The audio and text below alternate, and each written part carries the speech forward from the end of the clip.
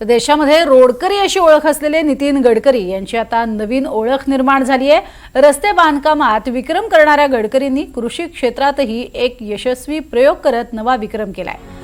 नितीन गडकरी यांच्या पत्नी कांचन गडकरी यांनी अनोखा प्रयोग केलाय आणि तब्बल 1 किलो वजन असलेल्या कांद्याचं उत्पादन घेतलंय।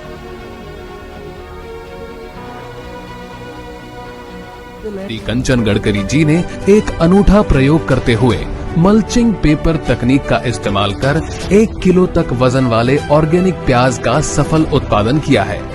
इस प्रक्रिया की शुरुआत हुई खास प्याज के बीजों से, जो कि सेमिनिस क्लॉज कंपनी से नेदरलैंड से लाए गए थे। इन बीजों से लगभग 2.5 किलो बीज को 1 एकड़ खेत में लगाया गया। पहले 45 दिन तक नर्सरी तैयार की गई, जिसे अच्छी तरह मेंटेन किया गया। इसके बाद इन पौधों की ट्रांसप्लांटिंग की गई, वो भी रेजिड बेड्स पर। हर बेड में डबल ड्रिप इरिगेशन सिस्टम बनाया गया, जिसमें पहले से बायो ऑर्गेनिक फर्टिलाइजर और बेसल डोज को बैग्स में भरकर सेट किया गया। अब बात करते हैं मल्चिंग पेपर की। ये एक 25 माइक्रोन की प्लास्टिक फिल्म होती है, जिसका एक तरफ का हिस्सा ब्लैक और दूसरी तरफ का सिल्वर होता है। इस पेपर को जमीन पर बिछाया गया और उसके ऊपर होल्स किए गए, जिनमें पौधों को रोपा गया। इस तकनीक के कई फायदे हैं। एक, जमीन की नमी को बनाए रखती है। दूसरा, खरपतवार यानी वीड्स को उगने से रोकती है। और तीसरा, मिट्टी के तापमान को संतुलित रखती है। करीब 24,000 प्याज के पौधों को इस मल्चिंग पेपर में ट्रांसप्लांट किया गया।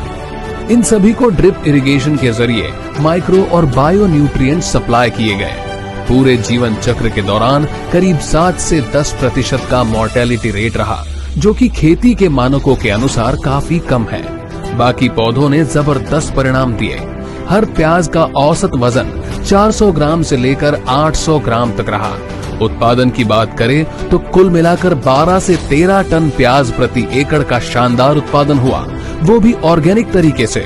इस पूरी प्रक्रिया को एक सटीक SOP यानी स्टैंडर्ड ऑपरेटिंग प्रोसीजर के जरिए संचालित किया गया, जिसमें फर्टिलाइजर मैनेजमेंट, न्यूट्रिएंट सप्लाई और फसल के हर चरण में स्प्रेइंग आदि शामिल थे।